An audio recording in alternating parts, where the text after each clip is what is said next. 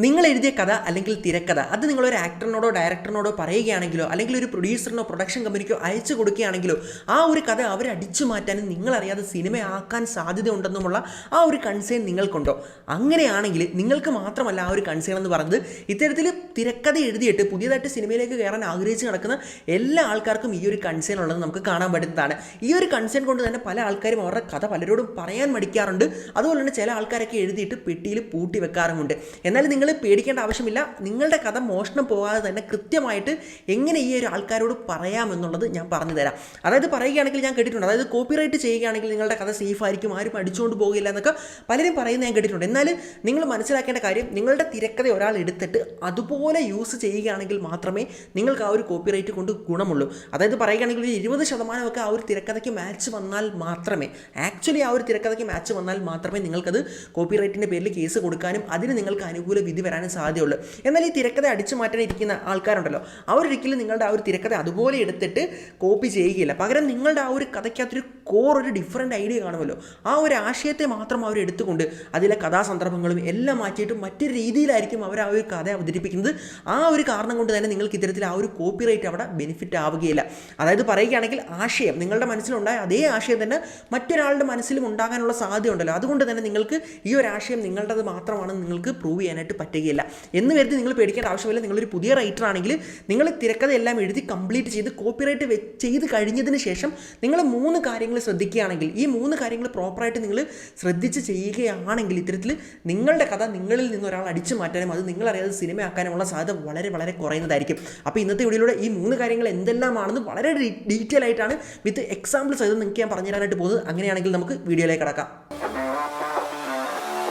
അപ്പം ഞാൻ പറഞ്ഞിരുന്നു, അതായത് നിങ്ങളൊരു തിരക്കഥാകൃത്താണെങ്കിൽ നിങ്ങൾ നിങ്ങളുടെ തിരക്കഥയെല്ലാം എഴുതി കംപ്ലീറ്റ് ചെയ്ത് പ്രോപ്പറായിട്ട് കോപ്പിറൈറ്റ് ചെയ്ത് വെച്ചതിന് ശേഷം നിങ്ങൾ ശ്രദ്ധിക്കേണ്ട 3 കാര്യങ്ങളുണ്ട്. ഈ 3 കാര്യങ്ങൾ പ്രോപ്പറായിട്ട് ശ്രദ്ധിക്കുകയാണെങ്കിൽ നിങ്ങളുടെ തിരക്കഥ മോഷണം പോകാനുള്ള സാധ്യത വളരെ വളരെ കുറയുന്നതായിരിക്കും. അങ്ങനെയാണെങ്കിൽ നമുക്ക് ആദ്യത്തെ ആ ഒരു പോയിന്റിലേക്ക് പോകാം. അതായത് നിങ്ങളുടെ തിരക്കഥ നിങ്ങൾ ആരോടാണ് പറയേണ്ടത്, ആരോടാണ് പറയാൻ പാടില്ലാത്തതെന്ന് നിങ്ങൾ വ്യക്തമായിട്ട് മനസ്സിലാക്കിയിരിക്കണം.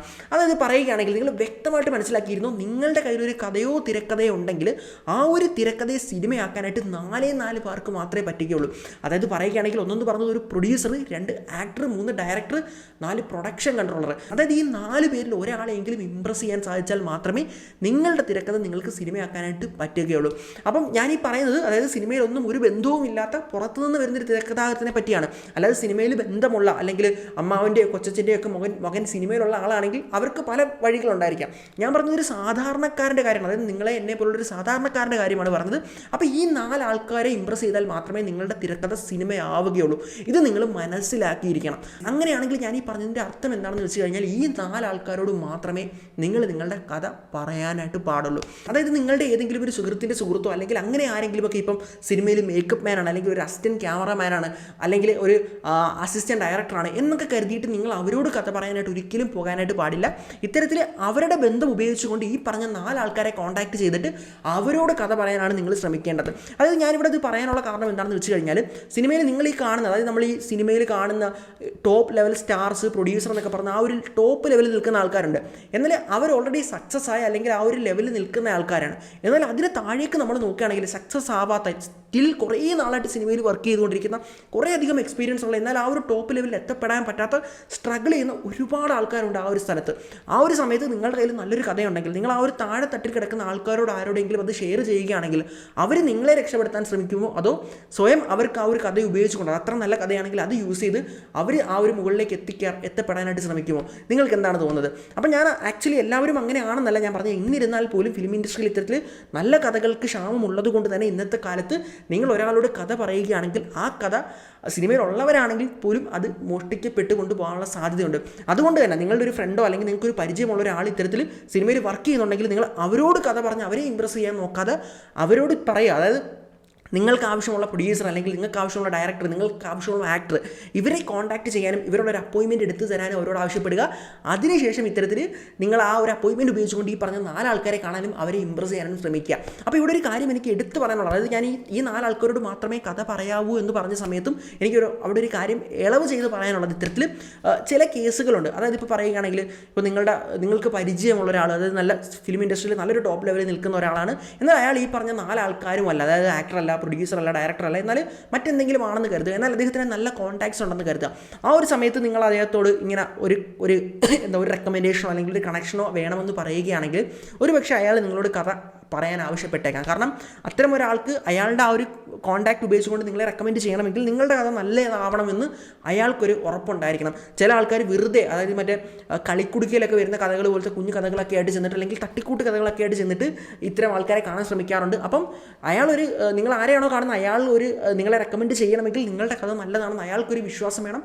ആ ഒരു സാഹചര്യത്തിൽ അദ്ദേഹം നിങ്ങളോട് കഥ ചോദിക്കാനുള്ള സാധ്യതയുണ്ട്. അങ്ങനെയാണെങ്കിൽ ആ ഒരു വ്യക്തിയെ നിങ്ങൾക്ക് വിശ്വാസമുണ്ടെങ്കിൽ നിങ്ങൾ ആ ഒരു ഡിസിഷൻ എടുത്തിട്ട് നിങ്ങൾക്ക് കഥ പറയാനായിട്ട് പറ്റുന്നതാണ്. അപ്പം ഞാൻ ജനറലി ഈ ഒരു പോയിന്റ് കൊണ്ട് ഉദ്ദേശിച്ചത് എന്താണെന്ന് വെച്ച് കഴിഞ്ഞാൽ, ആർക്കാണോ നിങ്ങളുടെ തിരക്കഥയെ സിനിമയാക്കാനായിട്ട് പറ്റുന്നത്, ആര് വിചാരിച്ചാലാണോ പറ്റുന്നത്, അവരോട് മാത്രം മാക്സിമം കഥ പറയാനായിട്ട് ശ്രമിക്കുക. അല്ലാതെ വഴി കൂടെ പോകുന്ന കണ്ണി കണ്ട് എല്ലാവരോടും കഥ പറയാതെ ഇരിക്കുക എന്നുള്ളതാണ് നിങ്ങൾ ആദ്യം ചെയ്യേണ്ടത്. അപ്പോൾ നിങ്ങൾക്ക് ഒന്നാമത്തെ കാര്യം മനസ്സിലായി, ആരോടാണ് കഥ പറയേണ്ടതെന്നല്ലേ. അപ്പോൾ ഇനി മുതൽ നിങ്ങൾ കഥ പറയാൻ പോകുന്ന സമയത്ത് ആരോട് പറയണം, ആരോട് പറയേണ്ടെന്ന് മുൻകൂട്ടി ഡിസൈഡ് ചെയ്തിട്ട് മാത്രമേ പറയാനായിട്ട് പോകാൻ പാടുള്ളൂ. അങ്ങനെയാണെങ്കിൽ ഇനി നമുക്ക് രണ്ടാമത്തെ ആ ഒരു പോയിന്റിലേക്ക് കടക്കാം. അതായത് ആരോടാണ് കഥ പറയേണ്ടത് നമ്മൾ ഡിസൈഡ് ചെയ്ത് കഴിഞ്ഞു. ഇനി ഇവരോട് എങ്ങനെ ആയിരിക്കണം കഥ പറയേണ്ടതെന്ന് വേണം നിങ്ങൾ ഡിസൈഡ് ചെയ്യാൻ. അതായത് ഞാൻ പറഞ്ഞിരുന്നു അല്ലേ, അതായത് പ്രൊഡ്യൂസറുണ്ട്, ആക്ടറുണ്ട്, ഡയറക്ടറുണ്ട്, അതുപോലെ തന്നെ പ്രൊഡക്ഷൻ കൺട്രോളറുണ്ട്. ഈ പറയുന്ന ആൾക്കാരെന്ന് പറയുന്നത് ഇത്തരത്തിൽ ഇവർ തന്നെ പല പല കാറ്റഗറി ആയിട്ടുള്ള ആൾക്കാരുണ്ട്.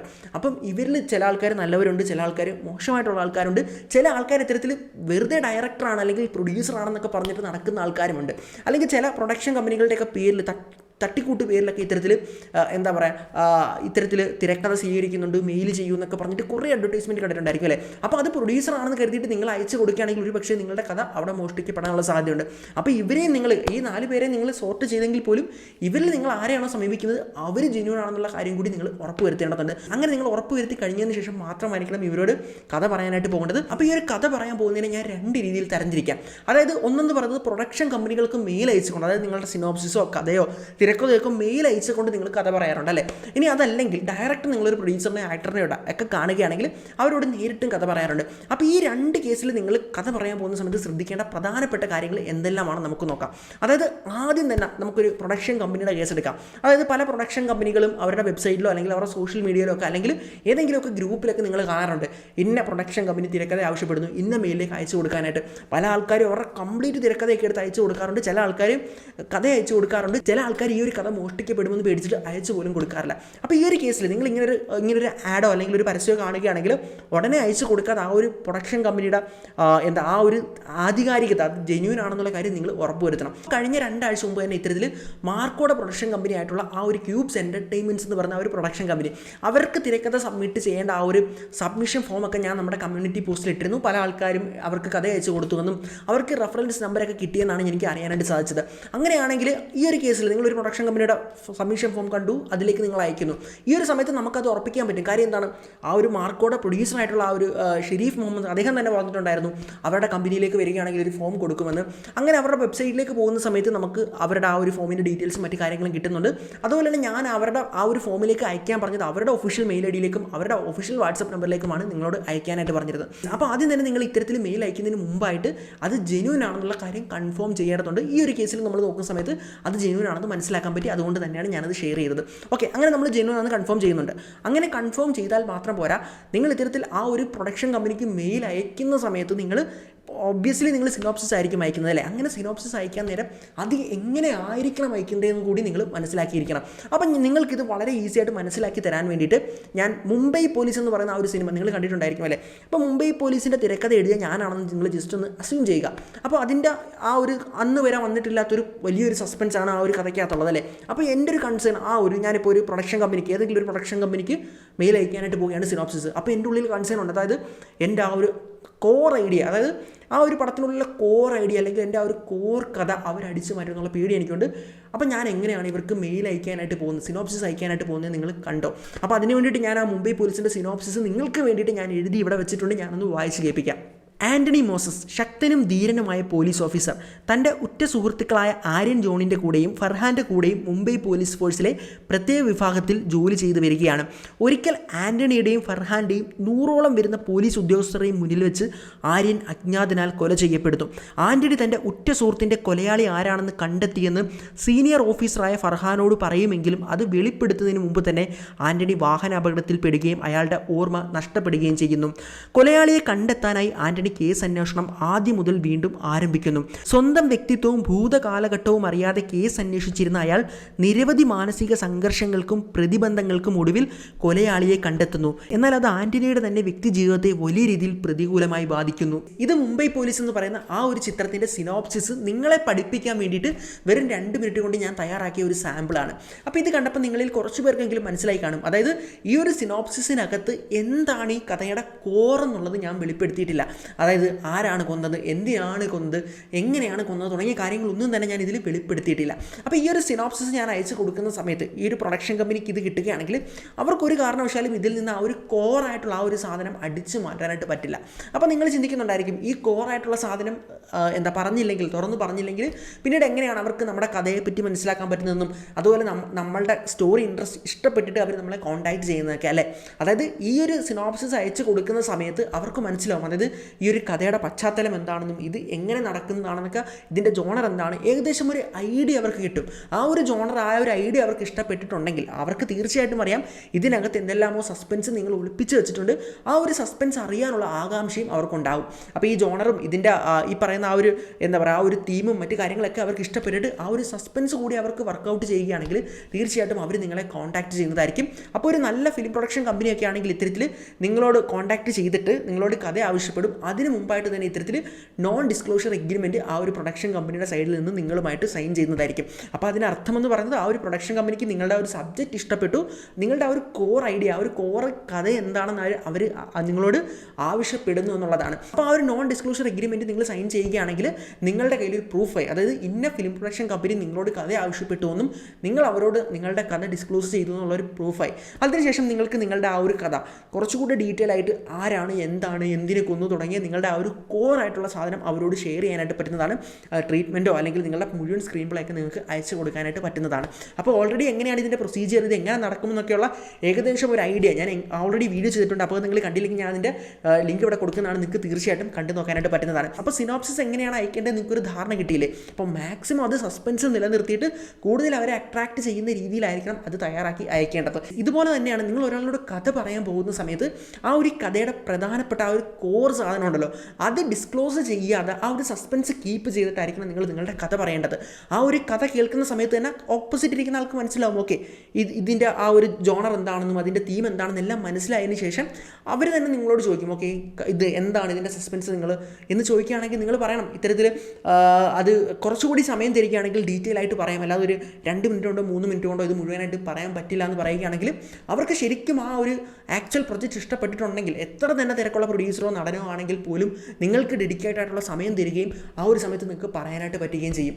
അപ്പോൾ അവിടെയാണ്, അല്ലെങ്കിൽ ഇപ്പോൾ ആ ഒരു സമയം അവർ തരുന്നില്ല എങ്കിൽ അതിനർത്ഥം എന്ന് പറയുന്ന ഇത്തരത്തിൽ നിങ്ങളുടെ ആ ഒരു സബ്ജക്റ്റിനോട് അവർക്ക് ഇഷ്ടമില്ലെന്നാണ്. അപ്പോൾ അത്തരം ഒരു ഡയറക്ടറിനോടോ ആക്ടറിനോടോ നിങ്ങൾ വെറുതെ നിങ്ങളുടെ കഥ 1 മിനിറ്റിൽ 2 മിനിറ്റിൽ നിങ്ങളുടെ കഥയുടെ കോർ എലമെൻറ്റ് പറഞ്ഞ് അവർക്ക് വെറുതെ അവർ കഥ അറിയിച്ചു കൊടുക്കേണ്ട ആവശ്യമില്ല.